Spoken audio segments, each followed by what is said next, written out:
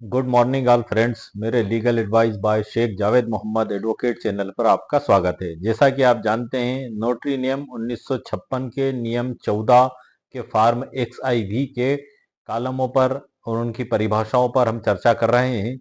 पिछले वीडियो में मैंने जो है कि कालम नंबर 1 लिखित नोट करना और लिखित को प्रसाक्षित करना और आदरण के लिए संदाय की घोषणा अभिलिखित करना, इनकी परिभाषाओं को समझाते हुए एक वीडियो बनाए हैं। 3 अलग अलग वीडियो बनाए हैं, क्योंकि इन 11 कालमों की परिभाषा हमको जब पता होगी तब इन कालमों को भरना भी हमारे लिए आसान होगा। कई दफा हमें इनकी परिभाषा भी मालूम नहीं होती है, क्या कि नोटिंग करना क्या होता है या प्रोटेस्ट सर्टिफिकेट क्या होता है। इसलिए मैंने स्पेशल वीडियो बनाए हैं, उनकी ई बुक भी लिखी हुई है और उन्हीं वीडियो के नीचे डिस्क्रिप्शन बॉक्स में मेरे द्वारा दे दी गई है। आज का हमारा वीडियो का जो टॉपिक है कॉलम नंबर 5 से संबंधित है। इसे नोटरी का दिल भी कहा जाता है। जी हाँ सर, आज के हमारे वीडियो का टाइटल है नोटरी का दिल है यह कॉलम। कॉलम नंबर 5, दस्तावेजों का सत्यापन और प्रमाणीकरण कैसे करें। बड़ा ही महत्वपूर्ण कॉलम है सर। क्यों? क्योंकि जैसे शरीर में दिल होता है और अगर दिल ही ना हो तो हमारा पूरा शरीर ही काम करना बंद कर देता है, उसी तरीके से नोटरी का काम कॉलम नंबर 5 के बिना अधूरा है। साल भर में आपके 90% काम यही कॉलम नंबर 5 के जरिए होते हैं, जिसको हम अटेस्टेशन करना कहते हैं। और इस कॉलम को जो परिभाषित किया गया है, ये फॉर्म XIV के कॉलम नंबर 5 में परिभाषित किया गया है। इसमें 11 इसमें कॉलम दिए गए नोटरी के कार्य, जिनको हमें एनुअल रिटर्न में भरना है। उसमें 5वें नंबर पे कि किसी लिखत के निष्पादन का सत्यापन, अधिप्रमाणन, प्रमाणन या अनुप्रमाणन करना। ये समझना बेहद जरूरी है, क्योंकि कई ये दफा नोटरी एडवोकेट्स बहुत सौ के द्वारा जो कॉलम नंबर 1 है लिखित नोट करना, उसको ही जो है कि ये मान लिया गया कि इसमें जो है कि एग्रीमेंट से संबंधित और अटेस्टेशन से संबंधित एंट्रियां की जाएंगी। और रजिस्टर में फीस भी कई के द्वारा भूलवश ऐसी लिख दी गई है। कईयों से गलती हो गई है, गलती हो जाना स्वाभाविक बात है, पहला साल है। पिछले साल से लेके अभी जो नोटरियां दी गई हैं उनको लगभग, तो वो दुरुस्त आप कर लेंगे धीरे धीरे, पूरा उम्मीद है, मुझे पूरा विश्वास है। तो आज इसी के अलावा आज के इस वीडियो में जिन टॉपिकों पर सर हम चर्चा करेंगे वो महत्वपूर्ण टॉपिक हैं। जैसे कि इसकी परिभाषा, फीस और विवरणी इसकी कैसे भरेंगे इसकी, और इसको कौन कौन इसमें कौन कौन से दस्तावेज आते हैं। उन सभी दस्तावेजों में एक गोदीनामा खास तौर से बड़ा मामला आता है हमारे सामने निकल के। अक्सर नोटरी वकील साहब के द्वारा गोदीनामे की भी नोटरी कर दी जाती है। अब यहाँ थोड़ी सी समझने की बात है, क्योंकि हमारे सामने रजिस्ट्रेशन एक्ट 1908 की धारा 17 भी है, 49 भी है। संपत्ति अंतरण अधिनियम 1882 की धारा 54 भी है। इसी प्रकार से जो हिंदू दत्तक ग्रहण और भरण पोषण अधिनियम 1956 की धारा 16 और 5 भी है। इन सबको उठाकर अगर हम देखें, सोचें और समझें, तो भला नोटरी से क्या अधिकार प्राप्त होगा? कुछ अधिकार प्राप्त नहीं होगा। फिर भी नोटरी वकील साहब के द्वारा नोटरी की जाती है, बहुत सी जगह मैंने देखा है। लेकिन आप ये समझ लें, मैं हमारा वीडियो का टॉपिक तो हालांकि धारा 5 है, वो कॉलम नंबर 5 है, लेकिन ये उस कॉलम नंबर 5 में आने वाला एक डॉक्यूमेंट्स है, जिसकी अक्सर नोटरी वकील साहब के द्वारा यह कहते हुए नोटरी की जाती है कि ये तो हम अटेस्ट कर रहे हैं। ठीक है सर, आप अटेस्ट कर रहे हैं, मैं कोई इस पे ये नहीं कमेंट्स करूंगा। लेकिन मैं तो खाली आपका ध्यान इस 4-5 कानूनों पर दिलाना चाहता हूं कि जो है कि संपत्ति अंतरण अधिनियम अधिनियम है जैसे 1882। चलो हम विक्रय विलेख की बात नहीं कर रहे हैं, हम गोदीनामे की बात कर रहे हैं, तो धारा 54 पे बात नहीं करता हूं मैं सीधा आ जाता हूं रजिस्ट्रेशन एक्ट 1908 की धारा 17 की उपधारा 3 में, जिसमें स्पष्ट बताया गया कि जो है कि यदि कोई दत्तक ग्रहण विलेख लिखा जाता है, उसमें 1 जनवरी 1872 की तारीख दी हुई है उसमें ला के तहत, जो साक्ष्य अधिनियम लागू हुआ था उस समय की, कि उसके पश्चात और वसीयत ना हो, वो मतलब वसीयत के रूप के ना हो, तो उनके यहाँ रजिस्ट्रेशन एक्ट के तहत रजिस्ट्रेशन करवाया जाना आवश्यक है। वसीयत के रूप से क्या मतलब है कि यदि कोई व्यक्ति वसीयतनामा लिखता है और वसीयतनामे में ये कहता है कि मेरे मरने के बाद मेरी पत्नी को जो है कि गोद लेने का अधिकार होगा, तो ये एक वसीयत है उसकी, तो इसका जो है कि रजिस्ट्रेशन आवश्यक नहीं है। लेकिन यदि वो स्पेशली गोदीनामा या दत्तक ग्रहण या एडॉप्शन डीड लिखाता है तो उसका रजिस्ट्रेशन आवश्यक है। सर ने एक चीज हो गई सर आपकी क्लियर, आप ये ध्यान से सुनिएगा। दूसरे पे हम आते हैं रजिस्ट्रेशन एक्ट 1908 की धारा 49 पे, 49 पे। ये क्या कहती है कि यदि जिन दस्तावेजों का रजिस्ट्रेशन आवश्यक है और आपके द्वारा उनका रजिस्ट्रेशन नहीं करवाया गया है, तो उन दस्तावेजों का कोई प्रभाव नहीं होगा, वो कानूनी रूप से शून्य होंगे और साक्ष्य में ग्राह्य नहीं माने जाएंगे। और दत्तक ग्रहण के बारे में तो स्पेशल उसमें जो है कि बा में लिखा हुआ है कि दत्तक ग्रहण से कोई प्रभाव या कोई भी लाभ आपको हासिल नहीं होंगे, रजिस्टर विक्रय विलेख से भी आपको कोई स्वामित्व प्राप्त नहीं होंगे, ये स्पष्ट लिखा हुआ है सर इसमें। तो ये दो चीज हमारे सामने आ गई। धारा 17 की उपधारा 3, रजिस्ट्रेशन आवश्यक है। रजिस्ट्रेशन यदि आपने नहीं करवाया तब उसका कोई कानूनी महत्व नहीं होगा। अब जब कानूनी महत्व ही नहीं होगा तो आपको कोई टाइटल भी प्राप्त नहीं होंगे उत्तराधिकार के, जैसे कि आपने एडॉप्शन। अच्छा, इसके आगे हम आगे चलते हैं। अब आप देख लें, हिंदू दत्तक ग्रहण और भरण पोषण अधिनियम 1956 की धारा 16 ये कहती है कि जो भी गोदीनामा किया जाएगा तो उसका पंजीयन आवश्यक है, और यदि उसका पंजीयन किया जाएगा तो कोर्ट जो प्रिजम्पशन करेगी उसको ये कोर्ट ही मानेगी कि हाँ ये इस प्रकार से डॉक्यूमेंट्स निष्पादित किया गया। प्रिजम्पशन मतलब प्राइमा फेसी, सबूत के तौर पे। मतलब जो व्यक्ति यदि उसको रजिस्ट्रेशन करवाएगा, रजिस्ट्रेशन एक्ट 1908 की धारा 17 के तहत, उसके बाद यदि उसको कोर्ट में पेश किया जाएगा तो कोर्ट उसको साबित हुआ मानेगी। वो पेश करने वाले व्यक्ति को उसको साबित करने की आवश्यकता नहीं रहेगी, लेकिन कोई व्यक्ति यदि उसे चैलेंज करता है तब वो उसको झुटलाएगा। यहां पर बात इस तरीके से निकल के आ जाती है। साथ ही हिंदू दत्तक ग्रहण और भरण पोषण अधिनियम 1956 की धारा 5 भी कहती है कि यदि इन इस कानून में जो नियम बताए गए हैं, 5 से लेके धारा 5 से लेके 11 और 16 तक, यदि इसमें दिए गए कानूनों को पालन नहीं करते हुए आपने कोई डीड लिखवाई तो वो शून्य होगी, उसका कोई कानूनी प्रभाव नहीं होगा। अब आप क्या समझ रहे हैं इससे सर? इसमें जो देखा जाएगा, उम्र का भी अंतर देखा जाएगा। यदि पुरुष है तो वो बच्ची गोद ले रहा है, लड़की है, पुत्री है, तो 21 साल उसकी उम्र ज्यादा होना चाहिए। यदि उसके यहाँ पहले से बेटा है तो वो दोबारा बेटा गोद नहीं ले सकता। बेटी है तो बेटी नहीं ले सकता। हाँ, बेटा है तो बेटी ले सकता है, बेटी है तो बेटा गोद ले सकता है। तो ये सब चीजें सर हमारे सामने हैं। अच्छा, इसी के साथ साथ में हम CARA को भी समझ लें थोड़ा सा, कि ऑनलाइन उसका रजिस्ट्रेशन होता है। एडॉप्शन के लिए प्रोसेस भी दी गई है। अब ऑनलाइन रजिस्ट्रेशन आपने करा लिया, उसके बाद फाइल निकल के बाल सुरक्षा कल्याण विभाग के ऑफिस में वहां पे जाती है। फिर वहां से उनके कर्मचारी आते हैं और वो जांच करते हैं, उनके घर पे आके उनसे पूछताछ करते हैं। वहां पे ये सभी बातें देखी जाती हैं कि उम्र का अंतर कितना है, इनका कोई पहले से बेटा बेटी तो नहीं है, ये मानसिक रूप से स्वस्थ तो हैं, कोई बच्चे के लिए एडॉप्शन ले रहे हैं तो उसका कोई दुरुपयोग तो नहीं हो रहा है। सारी जांच वांच करने के बाद वो रिपोर्ट लगा के अपलोड कर देते हैं पोर्टल पर। फाइल वहां से सीधी DM मजिस्ट्रेट साहब के पास पहुंच जाती है, कलेक्टर साहब के पास। कलेक्टर साहब उसमें पार्टी को बुलाते हैं और वो उसके बाद सारी जांच पड़ताल से संतुष्ट हो जाते हैं तो उसमें आदेश पारित कर देते हैं अडॉप्शन का। तो अब यहाँ तक तो आपका मामला हो गया। अब एडॉप्शन यहाँ से उनका आदेश हो गया DM साहब का। अब आपको अगला कदम क्या होगा सर? अगला कदम आपका ये होगा कि आपको रजिस्ट्रेशन एक्ट 1908 की धारा 17 के तहत उसको रजिस्टर्ड करवाना पड़ेगा।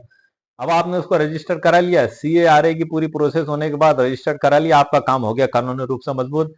अब उस व्यक्ति को जिसको गोद लिया गया है उसको विधि अनुसार सारे मालिकाना हक प्राप्त हो जाएंगे उसकी संपत्ति में।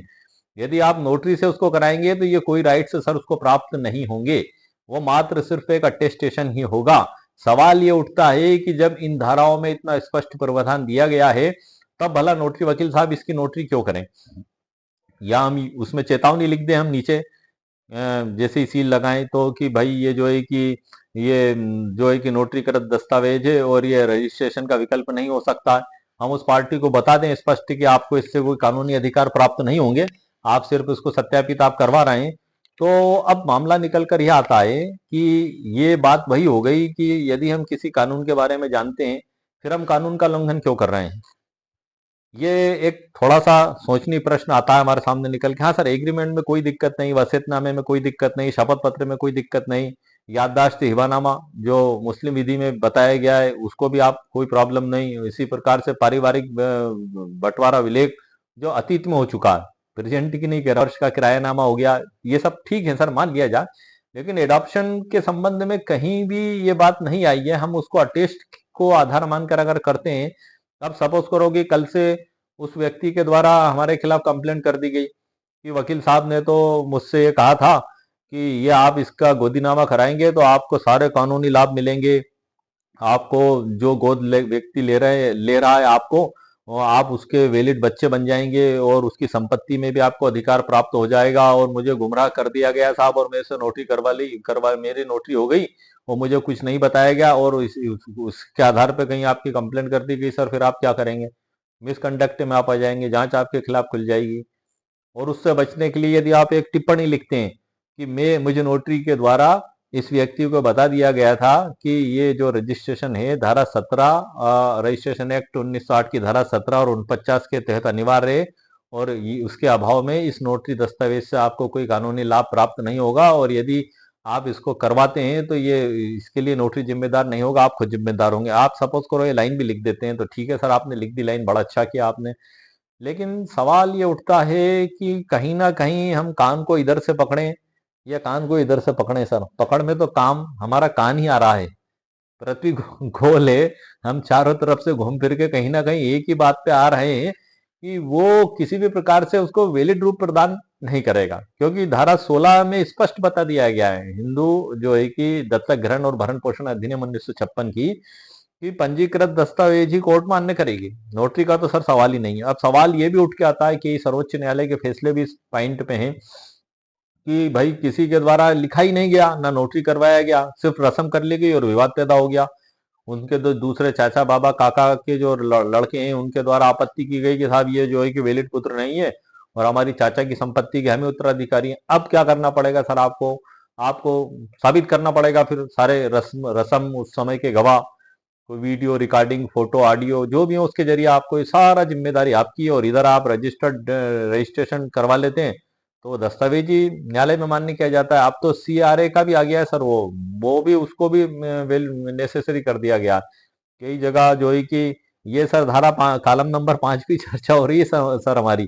तो ऐसी स्थिति में सर ये सोचने वाली बात है, और एक बड़ा ही सोचनीय प्रश्न है। अभी मेरे सामने भी एक गोदीनामा आया था, मैंने सर मना कर दिया कि भाई मैं गोदीनामा नहीं कर सकता हूँ। उन्होंने पूछा क्यों नहीं कर सकते, वो मुस्लिम विधि के तहत लेके आया था मेरे पास में, मैंने उसको बताया कि मुस्लिम विधि में तो गोदीनामे का कोई प्रावधान ही नहीं है सर, आप गोदीनामा लिखवा कैसे रहे, कैसे लिखवा रहे हैं आप, गोदीनामे का कोई प्रावधान ही नहीं है उसमें। तो हिंदू अडॉप्शन में तो फिर भी है कि उसका रजिस्ट्रेशन हो जाता है, इसका तो रजिस्टर कार्यालय में रजिस्ट्रेशन भी नहीं होगा, क्रिश्चियन लॉ के तहत भी नहीं होगा।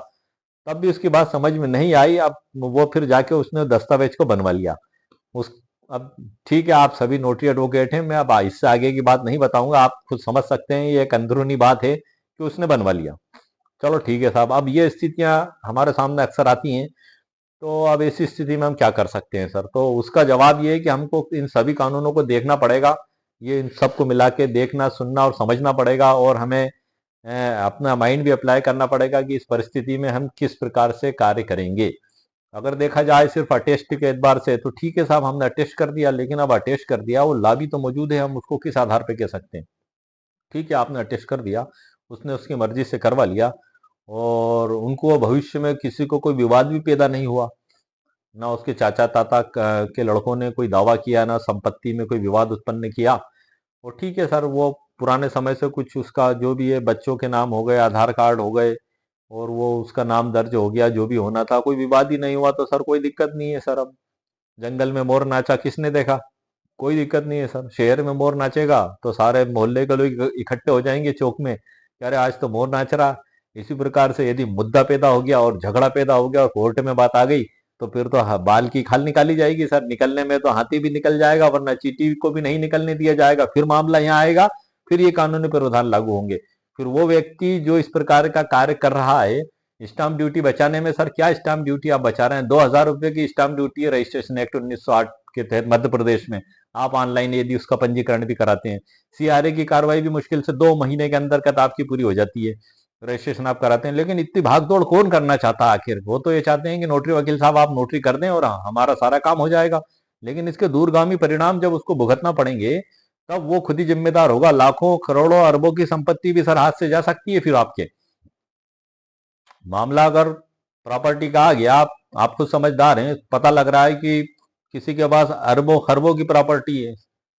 अब वो जिसने आपको अडॉप्ट किया, आप वो उसकी हो गई मृत्यु, मृत्यु होने के बाद आप चले उस दस्तावेज को लेके अटेस्ट वाले, और इधर उसके अन्य रिश्तेदारों ने दावा कर दिया उस संपत्ति पे। अब आप कोर्ट में केस कैसे जीत पाएंगे? हार जाएंगे सर, आप केस कैसे जीत पाएंगे बताएं? आप कहां तक लड़ेंगे, कहां तक साबित करेंगे, जबकि कानून में पहले ही बता दिया गया है को धारा 16 के तहत उसको पंजीकृत करवाना होगा। धारा 5 में बता दिया गया है, हिंदू दत्तक ग्रहण और भरण पोषण अधिनियम 1956 की धारा 5 और 16 पे मैं बात कर रहा हूँ सर कि इसमें बताए गए कानूनों को आपको पालन करना होगा। अक्सर आप नोटरी वकील साहब के पास जाते हैं, उसमें आप कुछ भी नहीं लिखाते हैं, न सहमति लिखाते हैं, यदि पत्नी है तो उसकी सहमति आवश्यक है। आप उम्र का भी कोई उल्लेख नहीं करते हैं, कोई बातों का आपके द्वारा उसमें उल्लेख नहीं किया जाता है। तो ये जुवेनाइल जो एक्ट है 2015 का सर, वो उसके तहत धर्म के प्रतिबंध के बगैर ही सभी को अधिकार दिया गया है, लेकिन उसमें भी सर बड़े सख्त कानून है। उसमें भी 3 साल की सजा और 1 लाख रुपए जुर्माना भी है। आज ही मेरे द्वारा देखा गया था कि यदि उस एक्ट का उल्लंघन करते हुए कोई कार्य किया जाता है तो 3 साल की सजा और 1 लाख रुपए जुर्माना, समथिंग यही है जहां तक मुझे नॉलेज है। मैंने कल ही देखा था, आज ही देखा था। तो ये सब चीजें अगर हम सीआरए के तहत उसको नहीं करवाएंगे रजिस्ट्रेशन, उसके बाद फिर इधर भी प्रोसेस नहीं करेंगे, तो ये सभी तो कानूनों का उल्लंघन होगा। ये बनाया इसलिए गया है क्योंकि बच्चों की तस्करी को रोका जा सके, अवैध तस्करी को। हम जो है कि एक सामान्य जब जीवन जीते हैं तो हम उस स्तर पे पहुंच भी नहीं पाते हैं कि अपराधी, गुंडे, बदमाश और दुष्ट और हरामी और कमीने किस्म के लोग उन बच्चों को इस तरीके से अडॉप्ट करने के प्रोसेस करके और उनसे भीख मंगवाते हैं, उनके हाथ पैर तोड़ देते हैं, बच्चियों को सेक्स रैकेट में बेच दिया जाता है। तो ये भी एक बहुत बड़े कमीने और हरामी लोगों का काम चल रहा है सर इस पृथ्वी के ऊपर। तो उन सबको रोकने के लिए ये सारे कानूनों की सख्ती बनाई गई है। अब चूंकि आप मान लिया, आप चूंकि अपने परिवार के अंदर ही हैं, आप रिश्तेदार हैं और एक दूसरे के बच्चे गोद ले रहे हैं, तो वहां ऐसा कोई मुद्दा नहीं है, मान लिया। लेकिन खुदा ना खास्ता कभी गलती से आपसे ऐसा गोदीनामा आपने अटेस्ट कर दिया, आपको तो पता ही नहीं, आपने जांच पड़ताल की नहीं, आपके पास डॉक्यूमेंट्स आया, आपने ठोकी सील ठप्पा और दे दिए कागज उनको, और पता लग रहा है वो बच्चों की तस्करी का या कोई अन्य मामला निकला बाद में और फिर उसकी कंप्लेंट हुई, आपके सामने खड़ी समस्या हो जाएगी सर। ये एक जनरल क्वेश्चन था सर, एक जनरल बात थी जो मेरे द्वारा इस टॉपिक पे की गई है। क्योंकि हम कॉलम नंबर 5 पे चर्चा कर रहे हैं, तो कॉलम नंबर 5 में ही अधिकतर इस प्रकार के भी डॉक्यूमेंट्स अटेस्ट कर दिए जाते हैं। रजिस्टर्ड विक्रय विलेख है जैसे, इसी के अंतर्गत उसकी रजिस्ट्री होती है सर, उसका तो कोई नोटरी होती ही नहीं, गलती से भी नहीं होती है, क्योंकि इसमें तो बड़ी भारी स्टाम्प ड्यूटी अदा होती है गवर्नमेंट की, 12.5%। इतनी बड़ी स्टाम्प ड्यूटी यदि चोरी हो गई और उसकी आपने नोटरी कर दी तो सर ये तो बड़ा भारी जो है कि मिसकंडक्ट हो जाएगा। 12.5%, 1 लाख पे तकरीबन, अंदाजन बता रहा हूँ मोटे मोटे तौर पे 12-12.5 हजार तो गवर्नमेंट के पास ही जाते हैं और उससे कोई मालिकाना हक प्राप्ति नहीं होगा। रजिस्ट्रेशन एक्ट 1960 की धारा 49 में से स्पष्ट बताया गया। और नोटरी वकील साहब के द्वारा इसकी नोटरी भी नहीं की जाएगी। और हालांकि गोदीनामे की सिर्फ 2,000 स्टाम्प ड्यूटी है, वहां 12.5% है। यहाँ संपत्ति का मालिकाना हक प्राप्त हो रहा, और यहाँ भी पैतृकता बदला रही है पूरी, वो उसी की संतान माना जाएगा जहाँ गोद लिया गया है। सारा उसी का क्रियाक्रम उसी के पुत्र के समान होगा, उसकी प्रॉपर्टी में हिस्सेदार होगा। ये भी एक बड़ा भारी मैटर होता है सर। तो ठीक है, अब हम आज की इसकी परिभाषा पर हम चर्चा करते हैं, क्योंकि नोटरी नियम 1956 के जो कॉलम हैं, 11 कॉलम, उसी में 5वें नंबर का कॉलम है, और उसी में ही जो मैंने आपसे अभी चर्चा की ये सभी बातें उस ई बुक पीडीएफ के अंदर भी सर मैंने लिख दी है, एक फोकस के लिए लिख दी है कि आखिर हम इस और भी सोचें कि आखिर ये क्या चीज है। क्योंकि हमारे सामने ऐसी स्थितियां अक्सर सडनली आ जाती हैं। अच्छा, ये भी देखा गया है कि पार्टी जो है कि 2 मिनट भी रुकना पसंद नहीं करती है। यदि आपके पास में आकर खड़ी हुई और आपने उसको थोड़ी सी बातें बताई कानून की, तो वो छोड़ के दूसरी टेबल पे चला जाता है कि चलो वकील साहब आप तो दो, मैं वहां करवा लूंगा। दूसरी टेबल पे वो खड़ा नजर आता है।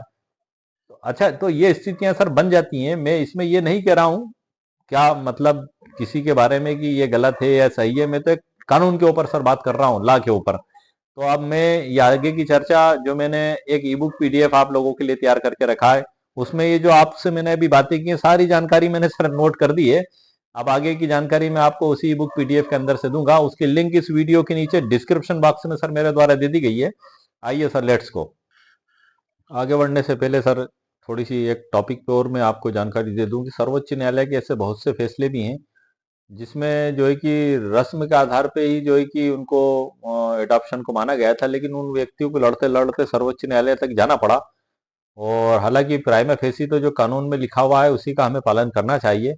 आगे बढ़ने से पहले मैं एक जानकारी और दे दूं, हमारे एक नोटरी वकील साहब हैं, उन्होंने एक क्वेश्चन पूछा था कि नोटरी रजिस्टर के कॉलम नंबर 8 में जो है कि 50+85, सॉरी 50+35 और टोटल 85 क्यों लिखा जाता है। एक मिनट, एक हमारे नोटरी वकील साहब ने एक सवाल किया था, उसको भी हम देख लेते हैं। उन्होंने मुझसे सवाल किया था वीडियो के नीचे ही कमेंट्स करके। हमारे एक नोटरी वकील साहब ने सर एक सवाल पूछा था। हालांकि आप सभी नोटरी अधिवक्ता विद्वान हैं, मैं आपको सलाह नहीं दे सकता, आपसे सलाह ले सकता हूं मैं, लेकिन अक्सर कुछ नोटरी वकील साहब के सवाल को मैं ले लेता हूं सर मेरे वीडियो में। जैसा कि हमारे एक वकील साहब का जो सवाल है एडवोकेट कल्याण सिंह राजपूत साहब हैं ये। भाई जी, नोटरी रजिस्टर के कॉलम 8 में 50 प्लस 35 इजिकल टू 85 रुपये लिखे जाते हैं, परंतु रसीद बुक में 35 ही क्यों लिखे जाते हैं, 85 क्यों नहीं? इसका कोई रीजन हो तो मुझे अवगत कराएं, बड़ी मेहरबानी होगी। तो बड़ा अच्छा सवाल है सर आपका। और इस सवाल का जो जवाब है, जहां तक मैंने समझा है और मैंने जाना है, ये नोटरी नियम 1956 के नियम 14 की जो प्रारूप XIV की कॉलम है, उसी से सर हमें पता लगता है। क्यों? क्योंकि मैं आपको ये बता दूं कि वो जो कॉलम है, मैं उसको भी कंप्यूटर स्क्रीन पे भी आपको बता दूंगा। उसमें जो 3 कॉलम दिए गए हैं, मतलब 11 जो कॉलम है, उसमें एक में कार्य का प्रकार और दूसरे में मामलों का नाम, तीसरे में प्रभारित फीस।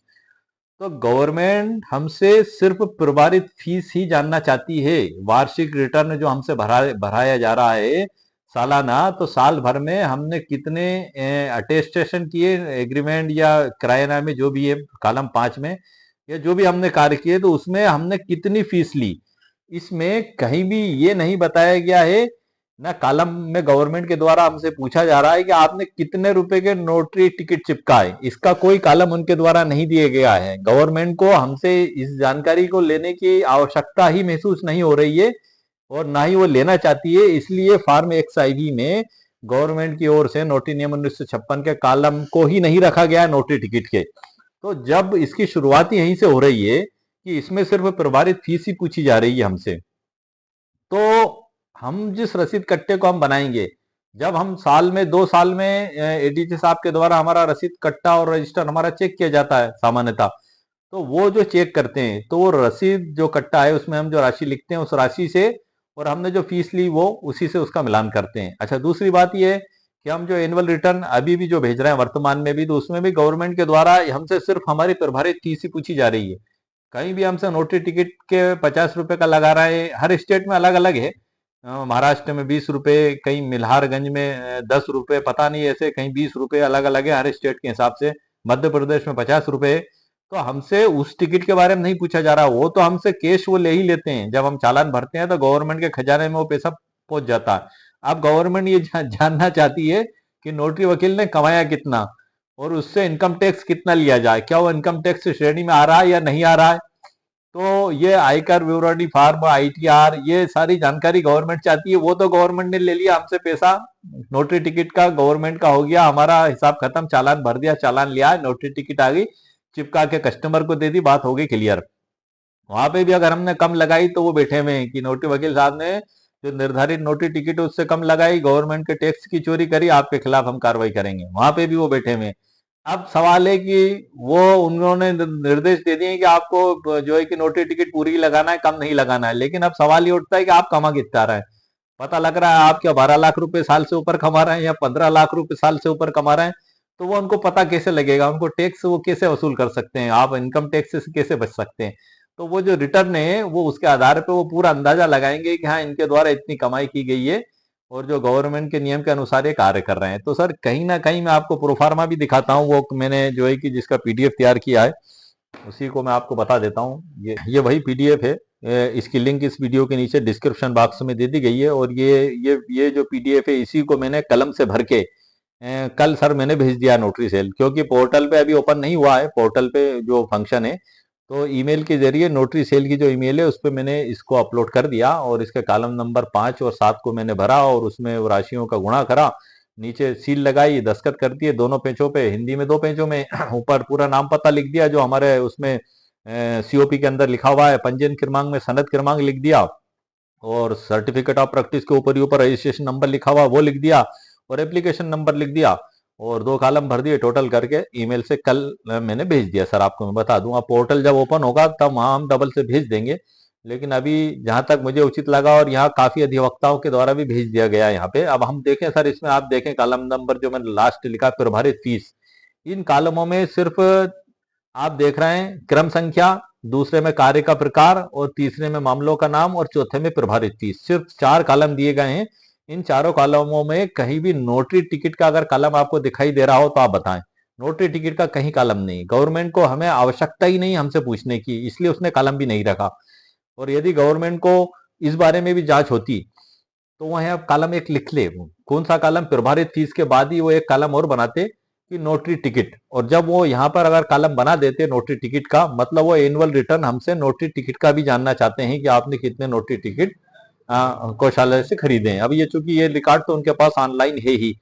अब यदि वो ऐसा करते, एक हम संभावित प्रश्न करना है कि यदि यहाँ पे नोटरी टिकट का कलम दे दिया जाता, तब हम रसीद में भी लिखते 35 की बजाय 50, और हम 50 + 35 = 85 लिखते। तो इसकी शुरुआत यहां से होती है सर। नोटरी नियम 1956 का जो प्रारूप XIV है, जो प्रत्येक नोटरी वकील को प्रत्येक साल के जनवरी माह के प्रथम सप्ताह में देना आवश्यक है। तो यहां से ही ये रीजन उठ के आता है। और वहां पर हम रजिस्टर में से जो लिखते हैं, तो वहां पे तो हमें लिखना आवश्यक यूं है क्योंकि गवर्नमेंट ने हमें दे दी, अब हमने चिपकाई कि नहीं चिपकाई पूरी, ये जांच हमारे रजिस्टर से होगी। अगर हमने कम टिकट लगाई है, गवर्नमेंट के टैक्स के टिकट की हमने चोरी की, वो मिसकंडक्ट में माना जाता है। तो वो चीज सिर्फ वहीं रखी गई है। और ये इसकी शुरुआत सर नोटरी नियम 1956 के नियम 14 के तहत ही होती है, जो मैंने आपको बताई। और जहां तक मुझे नॉलेज था, यदि इससे कोई बेस्ट रीजन आपके पास भी हो तो आप बिल्कुल कमेंट्स करके बताना, मुझे भी उससे सीखने को मिलेगा। अब हम आज के वीडियो के टॉपिक पे चलते हैं सर, कॉलम नंबर 5 पे, उसकी परिभाषा को हम समझ लेते हैं। आइए सर, लेट्स गो। इन पर नोटरी का दिल है यह कॉलम। कॉलम नंबर 5, दस्तावेजों का सत्यापन और प्रमाणीकरण कैसे करें। साथियों, जैसे शरीर बिना दिल के नहीं चल सकता, वैसे ही नोटरी का काम कॉलम नंबर 5 के बिना अधूरा है। साल भर के आपके 90% काम का दिल यही कॉलम है, दस्तावेजों का सत्यापन और प्रमाणीकरण। अब हम इसकी सीधे डेफिनेशन पे चलते हैं, और ई बुक से सर मैं बाद में परिचित करा दूंगा। इस ई बुक में वही बहुत कुछ जानकारियां, फॉर्म XIV कैसे भरें, उसके भरने की पूरी जानकारी, डेमो, उदाहरण और बहुत से एग्जाम्पल्स और प्रारूप, सब कुछ इसमें सर आपको मिल जाएंगे। अब हम जो कॉलम नंबर 5 है सर, दस्तावेजों का सत्यापन और प्रमाणीकरण, इसका जो मतलब है हम परिभाषा को देख लेते हैं। यह सबसे आम काम है जब नोटरी किसी दस्तावेज पर मोहर लगाता है कि यह दस्तावेज मेरे सामने किए गए। उदाहरण के तौर पर रेंट एग्रीमेंट, सेल डीड या किसी अनुबंध पत्र पर अपनी पहचान सत्यापित करना। इसकी सरकारी फीस 35 रुपए सर दी गई है। और ये कॉलम नोटरी का हृदय कहलाता है, या आप नोटरी का दिल कह लें आप इसको। कानून की भाषा में किसी लिखत के निष्पादन का सत्यापन, अधिप्रमाणन, प्रमाणन या अनुप्रमाणन करना कहा जाता है। और जो है कि अधिकांशतः इसी का उपयोग होता है। अब इसमें जो शब्द दिए गए सर, उसमें नंबर 1 निष्पादन, कागज पर एग्जीक्यूशन जिसको हम कहते हैं, जो उसमें लिखे गए हैं उसी में मैं आपको बता दूं एक बार फिर पढ़ के। किसी लिखत के निष्पादन का, दूसरा सत्यापन, तीसरा अधिप्रमाणन, चौथा प्रमाणन या अनुप्रमाणन करना। अब हम इसकी परिभाषा को समझ लेते हैं। ये अंगूठा लगाने की प्रक्रिया। दूसरा है सत्यापन या अधिप्रमाणन, मतलब वेरीफाइंग, ऑथेंटिकेटिंग या पक्का करना कि हस्ताक्षर आपके सामने हुए हैं। नंबर तीसरा है प्रमाणन या अनुप्रमाणन, मतलब इसको सर्टिफाइंग या अटेस्टिंग भी कहते हैं। अपनी मोहर और हस्ताक्षर से यह मोहर लगाना है कि हाँ, मैंने इस व्यक्ति को साइन करते देखा है। कौन कौन से दस्तावेजों की नोटरी की जा सकती है, उदाहरण के तौर पे हम समझ लेते हैं सर। नंबर सबसे पहले मैं बता दूं आपको कि जिनका पंजीकरण अनिवार्य नहीं है। इस कॉलम में मुख्य रूप से वे दस्तावेज आते हैं जिनका पंजीकरण अनिवार्य नहीं है। रजिस्ट्रेशन एक्ट 1908 की धारा 17, ये आप समझ लें सर। जिनका रजिस्ट्रेशन आवश्यक है उनकी नोटरी सर नहीं की जाएगी। हम आगे बढ़ते हैं इसमें। किरायानामा, उदाहरण, आप 11 महीने के लिए किसी को दुकान किराए पर दे रहे हैं, यह एग्रीमेंट इस कॉलम में अटेस्ट किया जाएगा। दूसरा है मुख्तारनामा, पावर ऑफ अटॉर्नी स्पेशल, आप अपनी बैंक पासबुक अपडेट कराने या किसी केस की पैरवी के लिए अपने भाई को अधिकृत कर रहे हैं, तो आप उसकी नोटरी, आप वकील साहब से नोटरी करा लें। लेकिन नोट भी लगा है सर इसमें। अचल संपत्ति बेचने वाले POA का रजिस्ट्रेशन अनिवार्य, इसकी नोटरी यहाँ नहीं होगी, यहाँ पे आप ध्यान रख लें। तीसरा आता है सर विल, वसीयत। जैसा कि हमने चर्चा की, वसीयत का रजिस्ट्रेशन ऐच्छिक है सर, धारा 17 के तहत। इसे आप कॉलम नंबर 5 में अटेस्ट कर सकते हैं, मतलब ये जो है कि नोटरी के कार्य में आएगा, क्योंकि वहां ये वो व्यक्ति चाहे तो वसीयत का रजिस्ट्रेशन करवाए, और वो चाहे तो खुद हाथ से लिख के घर पे भी रख सकता है, या नोटरी वकील साहब से नोटरी भी करा सकता है। ये तीनों तरीके से हो सकती है। होलोग्राफिक भी हो सकती है, हाथ से लिख के, जैसे चाहे आप लिख सकते हैं। आता है सर साझेदारी विलेख, पार्टनरशिप डीड। दो दोस्त मिलकर चाय की दुकान खोल रहे हैं, उन्होंने अपनी अपनी शर्तें लिख ली, इस कागज का सत्यापन यहाँ होगा। पांचवा है बयाना चिट्ठी, एग्रीमेंट टू सेल। उदाहरण, मकान बेचने का सौदा तय हुआ और 2 लाख बयाना दिया गया बिना कब्जे के, इसकी नोटरी इस कॉलम में दर्ज होगी। छठा नंबर है बैंक गारंटी और गारंटी एग्रीमेंट। उदाहरण, किसी कर्मचारी या लोन के लिए कोई व्यक्ति गारंटर बन रहा है तो उस गारंटी पेपर का सत्यापन भी आप कर सकते हैं, अटेस्टेशन है नोटरी एडवोकेट के द्वारा। अब आता है सर गोदनामा एडॉप्शन, सिर्फ सत्यापन। इसी पे हमने वीडियो के प्रारंभ में ही बड़ी लंबी चौड़ी चर्चा कर ली है, और उसी बात पे मैं यहाँ पे फिर आया हूँ आपके साथ, क्योंकि जैसा कि आपने सुधारा धारा 17(3) का तहत जो अधिकार है, अथॉरिटी तो रजिस्टर्ड होना चाहिए, लेकिन अगर लोग रस्म पूरी करने के बाद केवल हस्ताक्षर प्रमाणित करना चाहते हैं तो वह यहाँ आता है, पर विधिक रूप से कमजोर होता है। अब मैं इसी पे और थोड़ी सी आगे चर्चा कर लेता हूँ सर। मैं गोदीनामे पे हालांकि बहुत से नोटरी वकील साहब के द्वारा कर दिया जाता है गोदीनामे की नोटरी, अटेस्टेशन कहते हुए सत्यापन। ठीक है सर, आप क्योंकि अटेस्टेशन आप कर रहे हैं, सत्यापन कर रहे हैं, और सामने वाले को भविष्य में कभी जीवन में कोई विवाद भी पैदा नहीं होगा। ये उसी प्रकार की बात हो गई कि जैसे कि वर्तमान में 50 लाख तक के संविदा मूल्य का यदि कोई अनुबंध होगा तो 1,000 रुपये उसका कर दिया गया। 50 लाख से ऊपर है यदि संविदा मूल्य की कीमत, तो 0.2% की स्टाम्प ड्यूटी पे उसकी लिखा पड़ी होगी।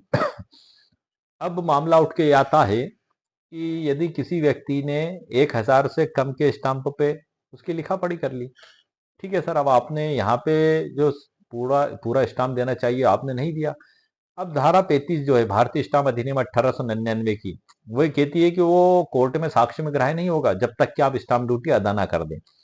अब वो व्यक्ति को उसने एग्रीमेंट कर लिया, सादे कागज पे कर लिया, 50 रुपए के स्टाम्प पे कर लिया, या 500 रुपए के स्टाम्प पे कर लिया, नोटरी वकील साहब से नोटरी भी करा ली और अपने पास में रख लिया, और एग्रीमेंट था वो प्लाट खरीदने का। उदाहरण के तौर पे सामने वाला आदमी बेहद ईमानदार, ये खरीदने वाला बेचने वाला दोनों बेहद ईमानदार, कोई विवाद उनका पैदा नहीं हुआ, तय तारीख पे बकाया पैसे दे दिए और रजिस्ट्री भी उनके द्वारा करवा दी गई, तो कोई दिक्कत ही नहीं सर।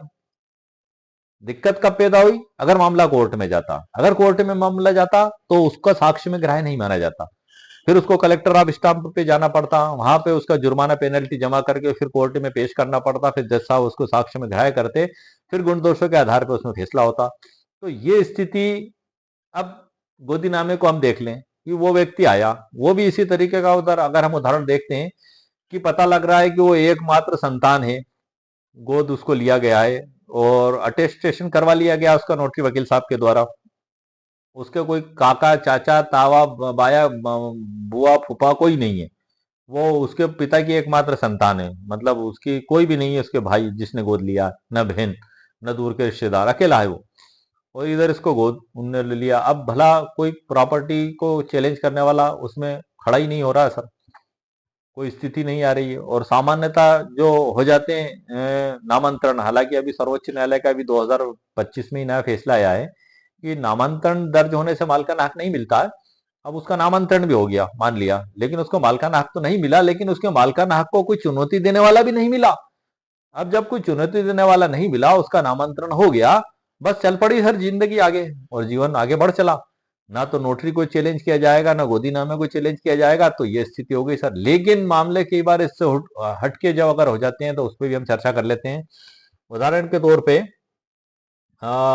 नोटरी नियम 1956 के नियम 13 के तहत यदि सरकार को शिकायत मिलती है कि नोटरी ने अपने कर्तव्यों के पालन में कदाचार किया है तो जांच शुरू की जा सकती है।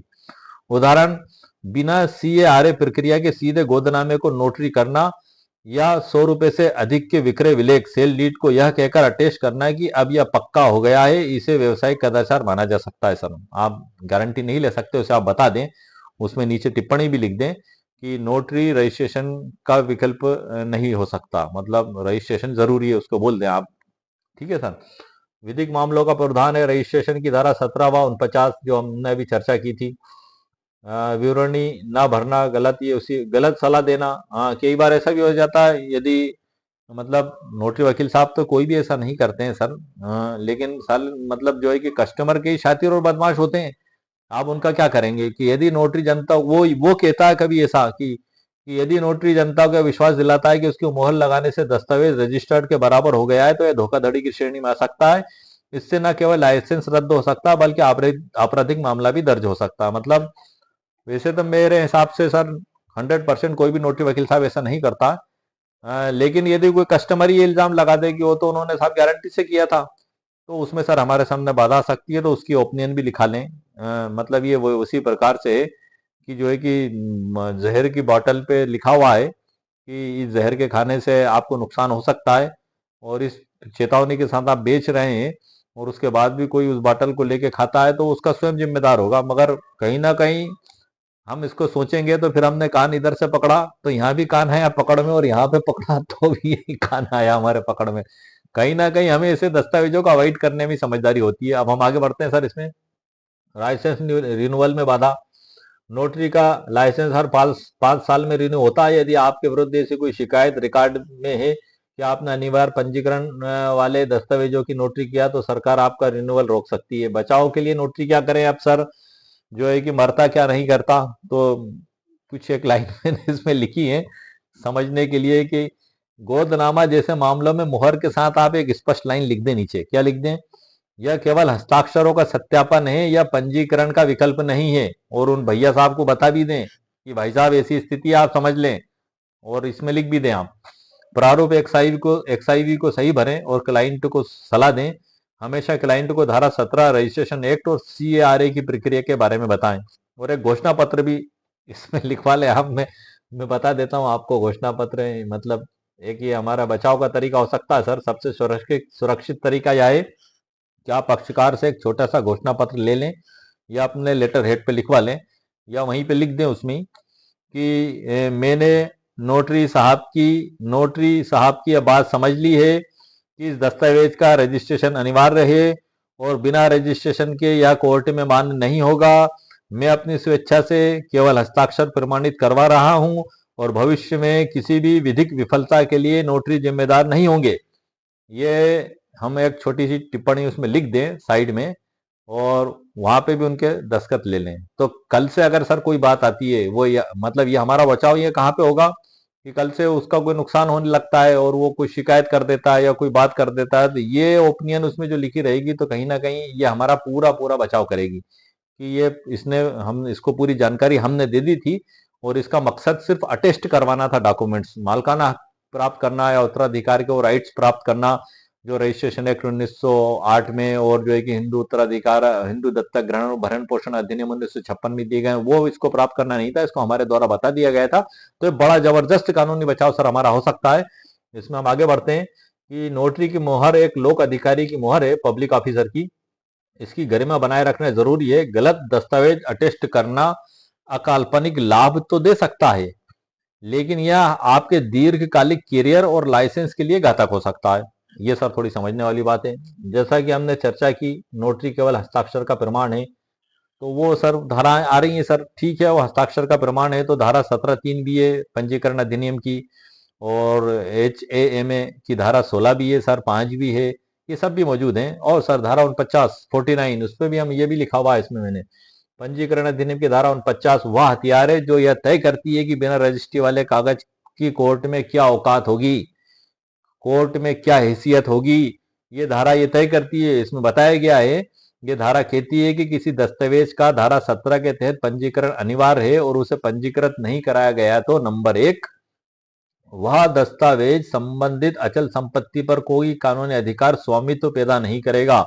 नंबर 2, वह गोद लेने एडॉप्शन का अधिकार प्रदान नहीं करेगा। नंबर 3, उसे कोर्ट में किसी भी लेन देन के साक्ष्य एविडेंस के रूप में स्वीकार नहीं किया जाएगा। नंबर ये 3 हो गया सर। अब बचा क्या सर आपको? आपके सामने तो हर चीज तो खुल के आ गई सर। अब यहाँ 49 के तहत यदि आपका मुकदमा अदालत में चला गया और सामने वाली विपक्षी पार्टी ने इस धारा के तहत आपत्ति ले ली, तो आपके हाथ से सारी प्रॉपर्टी गई सर, सब कुछ गया। क्यों? क्योंकि वो समय बीत गया है जब गोदीनामे की आपकी रस्म हुई थी। अब वो लोग पता नहीं वो उनमें से कितने जीवित हैं और कितने जीवित नहीं है, या सभी मर चुके हैं। यदि उनकी मृत्यु हो गई तो आपके लिए तो सर फिर महासंकट, क्या पूरे ही संकट हो गया सर। आपका साबित कैसे करेंगे आप? तो इसलिए समय रहते यदि हम कानून के प्रति जागरूक रहें और सही कानूनी प्रक्रिया का पालन करते हुए किसी कार्य को करें, तो उससे हम एक आने वाले समय में एक बड़ी भारी मुसीबत से सर बच सकते हैं। हम इसमें आगे बढ़ते हैं। उदाहरण के लिए समझिए नोटरी बनाम रजिस्ट्री। मान लीजिए आपने एक गोदीनामा तैयार किया और उसे कॉलम नंबर 5 में जो दिया गया उसके तहत मानते हुए नोटरी कर दिया। 17(3) के तहत इसकी रजिस्ट्री नहीं कराई, तो धारा 49 का असर, यदि कल को यह बच्चा संपत्ति में हिस्सा मांगता है तो विपक्षी पार्टी धारा 49 का हवाला देगी। कोर्ट कहेगा चूंकि यह रजिस्टर्ड नहीं है इसलिए धारा 49 के तहत हम इसे साक्ष्य के रूप में पढ़ भी नहीं सकते, यानी यह कागज कानूनन शून्य हो गया। मामला विक्रय विलेख का है सर। 5 लाख की जमीन बेची और केवल नोटरी करा ली। धारा 49 का असर, खरीदार कभी भी उस जमीन पर कानूनी मालिक नहीं बनेगा। कोर्ट की नजर में जमीन अभी भी बेचने वाले की ही है क्योंकि धारा 49 बिना रजिस्ट्री वाले कागज को मान्यता नहीं देता। नोटरी के लिए इसका क्या मतलब है सर? तो ये सावधानी है जो मैंने आपको बताई थी। रजिस्टर में स्पष्ट जानकारी, मुहर के नीचे अशुकरणी लिखना, कब मना कर देना। आप मना भी कर सकते हैं सर जब आपको ऐसा लगता है ये उनके पारिवारिक का या आपसी मामला है, इन फ्यूचर कोई ऐसे डिस्प्यूट नहीं है। उससे हटके यदि ऐसा मामला है कि मामला किसी बच्चे की तस्करी या अवैध कब्जे से जुड़ा हुआ है, मना कर दें, मैं नोटरी नहीं करूंगा भाई इसकी। यदि पक्षकार अनपढ़ है और आपकी चेतावनी को भी नहीं समझ रहा है तो भी मना कर दें कि भाई साहब मैं नोटरी नहीं करूंगा। क्यों? क्योंकि आप उसको सारी बातें समझा रहे हैं, उसके बाद भी वो इधर से सुन के इधर निकाल रहा है। तो ऐसे अनपढ़ जो व्यक्ति है जो समझ नहीं रखता उसकी भी मना कर दें आप। दस्तावेज पूरी तरह से धोखाधड़ी का प्रतीत हो रहा है तो भी सर मना कर दें आप। इतनी जांच तो आप कर सकते हैं। फीस के लालच में नोटरी ना करना ही आपका सबसे बड़ा बचाव है। आपका लाइसेंस आपकी कमाई का जरिया है, उसे एक गलत दस्तावेज के लिए जोखिम में डालना समझदारी नहीं। ये सिर्फ गोदीनामे पे ही लागू नहीं होता, ये सब उन दस्तावेजों पर भी लागू होता है जो विधि विरुद्ध डॉक्यूमेंट्स हैं जिसकी हमें नोटरी नहीं करना चाहिए, उन सब पे भी लागू होता है। सिर्फ गोदीनामे से रिलेशन नहीं है सर इसका। गोदीनामे को तो हम इसलिए ले रहे हैं क्योंकि हम कॉलम नंबर 5 पे चर्चा कर रहे हैं। नोटरी नियम 1956 के नियम 14 के फॉर्म XIV के कॉलम नंबर 4-5 पे हम चर्चा कर रहे हैं, इसलिए इसकी बात हमने इतनी डिटेल में की है। इसमें जो है कि मैं आपको ये जानकारी और बता दूं कि विवरणी में कैसे भरें। तो कॉलम नंबर 5 में लिखे लिखत के निष्पादन का सत्यापन, वही सर जो मैंने भी सर फॉर्म भर के भेज दिया है, कल ही बताया मैंने आपको। उसमें आप पूरे साल की संख्या लिख लें और जो है कि गुणा कर दें उसमें, और आखिरी कॉलम में वो राशि लिख दें फिर भरे फीस में। 2 कॉलम भरे थे सर मैंने भी सिर्फ। नोटरी नियम के अनुसार ली गई कुल फीसें। और वकील साहब के लिए भी है कि अगर कोई आपके पास 100 रुपए के ऊपर की जमीन की रजिस्ट्री, सेल डीड नोटरी कराने आता है, विक्रय विलेख अलग होता है, विक्रय विलेख अनुबंध अलग होता है। यही बहुत से लोग ऐसे भी रहते हैं, वो शहर के भी हैं या बहुत से गांव के भी हैं या कहीं के भी हो सकते हैं। वो सोचते हैं कि हम नोटरी वकील साहब से नोटरी करवा के रख लेंगे तो अब हम मालिक हो गए। अब वो कई बार आर्थिक स्थिति भी ऐसी नहीं होती है व्यक्ति की, इतना पैसा भी नहीं होता उसके पास कि वो रजिस्ट्री करवा सके। कई बार रजिस्ट्री में पता लग रहा है 1.5 लाख की स्टाम्प ड्यूटी, 2 लाख की, कभी 5 लाख की लग रही है। मतलब फ्लैटों में भी सर, जिन फ्लैटों की कीमत 40-40 लाख है उसमें तकरीबन 5-5 लाख के करीब स्टाम्प ड्यूटी का खर्च रजिस्ट्री में ही आ रहा है। अब कहाँ से लेके आएगा व्यक्ति पैसा, क्या करेगा वो? तो ऐसी स्थिति में भी कई बार लोग ऐसा सोचते हैं कि हम तो पूरे पैसे और सब कुछ लिख दो साहब, आप तो नोटरी कर दो, क्योंकि वो सोचते हैं कि ये कहीं ना कहीं साक्ष्य के रूप में तो मान्य होगा। तो वो अटेस्टेशन का तो बिल्कुल सर माना जाएगा कि हाँ अटेस्ट हुआ था, और ये भी उसमें देखा जाएगा कि हाँ पैसे का ट्रांसफर हुआ था, इन्होंने पूरे पैसे दे दिए। लेकिन मामला ये है कि ये एक बहुत बड़े कानून का भी उल्लंघन हो रहा है। अब वो कानून का तो उल्लंघन हो रहा है लेकिन उसकी स्थिति भी ऐसी नहीं है, उसकी जेब में पैसा ही नहीं है। तो उसके दूसरे विकल्प भी अपनाए जा सकते हैं सर, जैसे कि मुस्लिम विधि है, हिबानामा, वसीयत हो गया सर उसमें। ये ऐसी बहुत सी कंडीशंस आ जाती हैं जिसमें स्टाम्प ड्यूटी से छूट प्रदान की गई है। अब हम आगे बढ़ते हैं सर इसमें। मतलब व्यक्ति के पास सर आर्थिक स्थिति भी कई बार इसमें बहुत मुद्दा रखती है, क्योंकि वास्तव में हर व्यक्ति के पास इतना पैसा कई बार नहीं हो पाता है कि वो रजिस्ट्री का शुल्क इकट्ठा कर पाए। इधर उसके दिल और दिमाग में ये डर भी रहता है कि कहीं विक्रेता बदल ना जाए भविष्य में। तो उसका सर एक और अच्छा तरीका है कि आप जो है कि रजिस्ट्रेशन एक्ट 1908 में जो किराएनामा अनुबंध पत्र होता है, सॉरी किराएनामा नहीं सर, एग्रीमेंट होता है जो रजिस्टर ऑफिस में रजिस्टर्ड, आप उसको करा लें। उसमें कम स्टाम्प ड्यूटी भी लगती है और उसमें 3 साल की तो समयावधि रहती है एग्रीमेंट पालन के दावे में। अगर सामने वाला बदलता है तो 3 साल तो आपके पास रहते ही रहते हैं। साथ में उसमें आप आखिरी में एक लाइन और लिखा लें कि जब भी क्रेता कहेगा मैं इसके हक में रजिस्टर्ड विक्रय विलेख का निष्पादन करा दूंगा। अब 3 साल के बाद भी यदि आपकी आपसी सहमति से ये तारीख तय हो चुकी है तो जब आप उससे कहेंगे तभी से आपका वाद कारण उत्पन्न होगा। तो आपके पास जब भी पैसा आता है तब भी आप उससे रजिस्ट्री का कह सकते हैं और रजिस्ट्री करवा सकते हैं। तो आप एक इलीगल डॉक्यूमेंट्स तो लिखाने से बच जाएंगे, क्योंकि सेल डीड की नोटरी वकील साहब के द्वारा की ही नहीं जाएगी। तो ये आप गैर कानूनी काम से भी सर आप बच जाएंगे, आपका भी नुकसान होने से बच जाएगा। अब इसमें सर आगे लिखा गया है सत्यापन और प्रमाणीकरण का असल मतलब, ये इसके बारे में पूरी जानकारी दी गई है विस्तार से। उदाहरण किरायानामा एग्रीमेंट, इसमें कौन कौन से दस्तावेज आते हैं वो मैंने सर आपको बता दिया। ये सभी कुछ जानकारी सर इसके अंदर पूरी डिटेल में मेरे द्वारा लिखी गई है। और कानून के तहत ये क्यों जरूरी है, क्योंकि धोखाधड़ी से बचाव, अधिप्रमाणन और सुरक्षा। विवरणी में कैसे लिखा जाएगा, 35 रुपये फीस है सर उसकी, धारा 10 डा के तहत वो हमने इसमें लिख दिया है। सरल शब्दों में कौन कौन से दस्तावेज इसके अंतर्गत आते हैं, विधिक सीमा, और भी बहुत कुछ जानकारी सर इस कॉलम नंबर 5 से लिखी हुई है। अब मैं आपका इससे परिचय करा देता हूँ। जो नोट अब मैं आपका सर नोटरी के दिल से परिचय करा देता हूँ इस कॉलम नंबर 5 से, इस ई बुक से, जिसमें मैंने जो महत्वपूर्ण जानकारियां लिखी हैं उसमें फार्म एक्स भी भरने की पूरी प्रक्रिया सरल सरल उदाहरणों के साथ लिखी है। नंबर 1 चीज हो गई। दूसरी चीज हो गई सर हमारी नियम 10 में जो वकीलों नोटरी वकील साहब के द्वारा फीस ली जाएंगी, उस पूरी फीस को मैंने पूरे विस्तार के साथ इसमें लिखा हुआ है। साथ में जो बुक में जो फीस दी गई है उनका भी मैंने पीडीएफ बना के इस ई बुक के अंदर अपलोड कर दिया। दूसरा है फार्म एक्स आई भी। फार्म एक्स आई भी को पूरा मैंने इसमें सरल उदाहरणों के साथ लिखा हुआ है, हिंदी में और अंग्रेजी में, भरने का पूरा सरल उदाहरणों के साथ इसमें मैंने दर्शाया। उसके बाद जो है कि पीडीएफ जो है इसका, उसकी फार्म एक्सआईवी का पीडीएफ कुल 5 पन्नों में मैंने बनाया है सर। उस पीडीएफ को मैं आपको बता देता हूँ। ये अभी मैंने वीडियो के बीच में भी आपको बताया था, ये वही पीडीएफ है सर। ये मैंने भी यही भर के भेजा है। ये कुल 5 पेज में है, 2 पेज में हिंदी में और 3 पेज में इंग्लिश में। और इसकी लिंक भी इसी वीडियो के नीचे डिस्क्रिप्शन बॉक्स में मेरे द्वारा दे दी गई है। और मात्र 100 रुपए इसकी कीमत मेरे द्वारा रखी गई है। यदि आपको आवश्यकता महसूस होती है तो आप इसकी प्रिंट आउट निकाल के कलम से इसको भर के आप इसको भी भेज सकते हैं। वही प्रारूप है जो बुक के अंदर दिया गया है, लेकिन बुक के अंदर जो दिया गया है उसका हम उपयोग नहीं कर सकते, क्योंकि वो नीचे सिर्फ लास्ट कोने में उसको दिया गया है, नीचे नीचे में यहाँ पे। तो बाकी का फिर अगले पेज से चालू हुआ है तो हम उसको यूज हमें टाइप तो करवाना ही पड़ेगा। अब आप टाइप कराएंगे तो आपका समय भी इसमें सर बचेगा और 1 मिनट में आपको पीडीएफ भी प्राप्त हो जाएगा। और ये जो ई बुक है जिसके बारे में मैंने आपको जानकारी दे रहा था, ये तो सर वो पीडीएफ हो गया, आप देख रहे हैं ये 1 पेज और ये 2 पेज में हिंदी में हो गया। यहाँ इंग्लिश में हुआ है सर, बहुत से लोग इंग्लिश में भरना चाहते हैं, उनके लिए भी सर मैंने बना दिया इसी में, ये 3 पेज में आ गया। आखिरी में सील लग जाएगी, ऊपर पूरे नाम पते लिखा जाएंगे इसमें, ये पूरी जानकारी। और ये सर जो हमारी ई बुक है, ये इसी बुक में मैंने बहुत सी महत्वपूर्ण जानकारियां इसमें दी हैं जो मैंने आपको बताई हैं अभी। और इसी के बाद जो है तकरीबन ये ई बुक पीडीएफ है सर हमारा, 145-50 के समथिंग पेज है इसमें। इसमें बहुत कुछ मैंने सर जहाँ तक हो सकता था नोटरी से रिलेटेड जानकारियाँ देने की कोशिश की हैं। और ये एक ई बुक पीडीएफ है, इसकी लिंक भी इस वीडियो के नीचे डिस्क्रिप्शन बॉक्स में दे दी गई है। 199 रुपीज़ कीमत इसकी मेरे द्वारा रखी गई है। यदि आपको आवश्यकता महसूस हो तो आप इसको खरीद सकते हैं, क्योंकि मेरे कई व्यूअर्स के द्वारा मुझसे कहा गया और कहा जाता है कि वकील साहब आप जो भी वीडियो बनाए तो उसका पीडीएफ जरूर आप हमें दें, तो मैं पीडीएफ सर बना देता हूँ। और इस वीडियो के नीचे सिर्फ यही 2 पीडीएफ नहीं है, इसके अलावा भी सर और हैं। कौन कौन से हैं? नोटरी रजिस्टर के 11 कॉलमों की संपूर्ण गाइड। मैंने तकरीबन 8 महीने पहले इस पे वीडियो बनाया था, ई बुक भी लिखी थी, लेकिन अब कानूनों में संशोधन हो गए और बहुत कुछ बदलाव हो गया, बदल चुके हैं अब। तो मैंने उस ई बुक को चेंज कर दिया है सर। उस ई बुक की जगह मैंने नई ई बुक बनाई है, उसकी लिंक भी इस वीडियो के नीचे डिस्क्रिप्शन बॉक्स में मेरे द्वारा दे दी गई है। उसमें नियम 10 के साथ और नियम 14 के हवाले के साथ भी मैंने बहुत सी जानकारियां ऐड की हैं।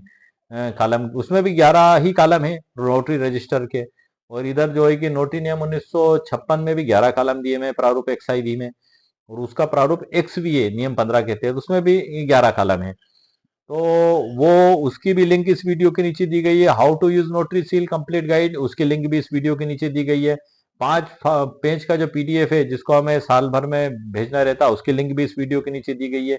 ये वीडियो जो मैं बना रहा हूँ इस वीडियो की ई बुक की भी लिंक इस वीडियो के नीचे दी गई है। तो इस प्रकार से तकरीबन नोटिस से रिलेटेड 5-6 ई बुक पीडीएफ की लिंक मेरे द्वारा इसी वीडियो के नीचे डिस्क्रिप्शन बॉक्स में दे दी गई है। उसका खरीदने का तरीका यह है कि आप जब लिंक पे आप क्लिक करेंगे तो आपके सामने बाय नाउ का ऑप्शन आएगा। जैसे ही आप वहां पे भुगतान करेंगे आपकी ईमेल आईडी पे डाउनलोड का मैसेज आएगा। आप डाउनलोड पे क्लिक करेंगे तो ये आपके मोबाइल, कंप्यूटर, फोन और स्मार्टफोन पर डाउनलोड हो जाएगी। वहां पर आप इसको पढ़ सकते हैं। ये एक पीडीएफ है सर, ये किसी कोर्ट कचहरी या कहीं पेश करने के लिए नहीं है, ये सिर्फ आपके उपयोग के लिए। और इस पे अमल करने से पहले आप आपके वकील साहब से जरूर सलाह मशवरा कर लें, क्योंकि आप सभी नोटरी एडवोकेट हैं, इसलिए आप स्वयं अपने विवेक का इस्तेमाल कर लें सर। ये मुझसे जहां तक बन सकता था, मुझसे जहां तक हो सकता था, मैंने कानून का अध्ययन किया, कानून का सर्च किया और आपके लिए वीडियो तैयार किया। और जहां तक मुझसे हो सकता था उसको डिस्क्लेमर के साथ ही मैंने ई बुक पीडीएफ के अंदर उसको तैयार किया है, और उन सभी के लिंक इस वीडियो के नीचे मौजूद है। तो आज सर हमने आज के वीडियो में कॉलम नंबर 5 नोटरी नियम 1956 के नियम 14 के फॉर्म XIV के कॉलम नंबर 5 की परिभाषा पर चर्चा की है। अब नेक्स्ट वीडियो में हम सर अगली परिभाषाओं पर चर्चा करेंगे। तो आज के इस वीडियो में सर मैंने बहुत कुछ आपसे जानकारी शेयर करने की कोशिश की है, और यदि आपको भी कुछ बेहतरीन जानकारियां इस पे हो कानून के तहत तो उसको वीडियो के नीचे आप कमेंट्स करके सर जरूर बताएं। वो मेरे लिए भी लाभकारी होंगी, और मेरे को जब लाभकारी होंगी तो आप सभी के लिए भी लाभकारी होंगी जिनको जानकारी नहीं है। मैं उस पर भी सर नेक्स्ट वीडियो बनाऊंगा। तो उम्मीद है सर आपको मेरा वीडियो पसंद आया होगा। मेरे वीडियो को आप लाइक भी करें, शेयर भी करें और सब्सक्राइब भी करें। ओके, शुक्रिया, थैंक यू सर।